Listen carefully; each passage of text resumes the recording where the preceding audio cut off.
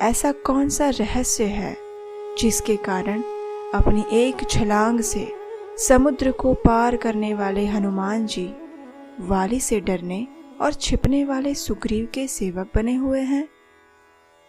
क्या ये इतिहास की कोई गलतफहमी है या फिर कोई छिपा हुआ रहस्य? इस प्रश्न का प्रमाणभूत जवाब ढूंढने के लिए हम आपको लेकर चलते हैं हनुमान जी के बचपन के समय में। हनुमान जी बचपन से ही शक्तिमान और बुद्धिमान थे। वे जैसे जैसे बड़े होने लगे वैसे वैसे उनकी शक्तियों का प्रभाव भी बढ़ने लगा। उनके पिता केसरी ने सोचा कि अब मेरा पुत्र बड़ा हो रहा है तो अब उसे शिक्षा देनी चाहिए। लेकिन केसरी जी के सामने सबसे बड़ा प्रश्न ये था कि आखिर इस पृथ्वी पर ऐसा कौन सा व्यक्तित्व है जो हनुमान जी जैसे शक्तिशाली वीर को शिक्षा दे सके। इसका कारण ये था कि जैसे ही कोई शिक्षक हनुमान जी को कुछ भी कहना शुरू करता, उससे पहले हनुमान जी उस शिक्षक को पूरी शिक्षा सुना देते थे। इसीलिए कुछ ऋषियों ने केसरी जी को सुझाव दिया कि इस पृथ्वी में केवल एक ही ऐसा व्यक्तित्व है जो हनुमान जी की गति के साथ मेल खा सकता है, और वो है सूर्यदेव।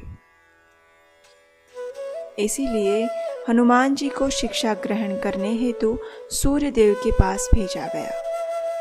हनुमान जी को देखकर सूर्यदेव समझ गए कि हनुमान इतना शक्तिशाली है कि वे किसी भी वस्तु का सार मुझसे भी ज्यादा तीव्रता से ग्रहण कर लेगा।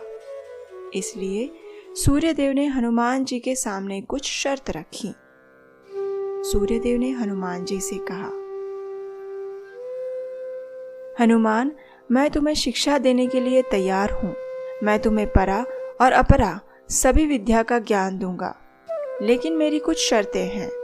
जब भी मैं बोल रहा होऊंगा उस वक्त मेरा रथ तीव्र गति से दौड़ रहा होगा और तुम्हारा चेहरा मेरी तरफ होगा, और तुम्हें मेरे रथ की तीव्रता से ही पीछे की तरफ मेरे साथ दौड़ना होगा।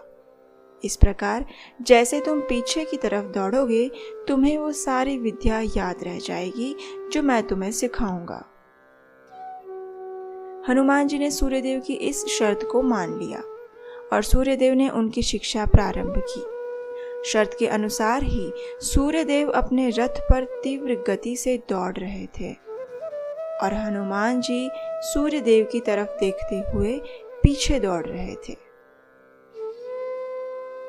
इसके बावजूद भी हनुमान जी को सारी चीजें याद हो गई और कुछ ही समय में वे सभी प्रकार की विद्या में निपुण हो गए, और इसीलिए हनुमान जी को श्रुतिधर भी कहा जाता है, जिसका अर्थ है केवल एक बार ही सुनने मात्र से जिसे कोई भी चीज जीवन भर याद रह जाती है, वैसा व्यक्ति। अब शिक्षा पूरी होने के बाद सूर्यदेव ने हनुमान जी से कहा, हे पुत्र, तुम्हारी संपूर्ण शिक्षा समाप्त हो चुकी है और तुमने अपनी योग्यता से सारा ज्ञान अर्जित कर लिया है।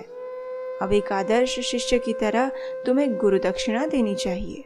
ये सुनकर हनुमान जी ने कहा, अवश्य गुरुदेव, आप मुझे आदेश दें कि मैं आपको गुरु दक्षिणा में क्या दे सकता हूँ। सूर्यदेव ने कहा, मेरा एक पुत्र है जिसका नाम है सुग्रीव, लेकिन उसके लिए मैं बहुत चिंतित हूँ।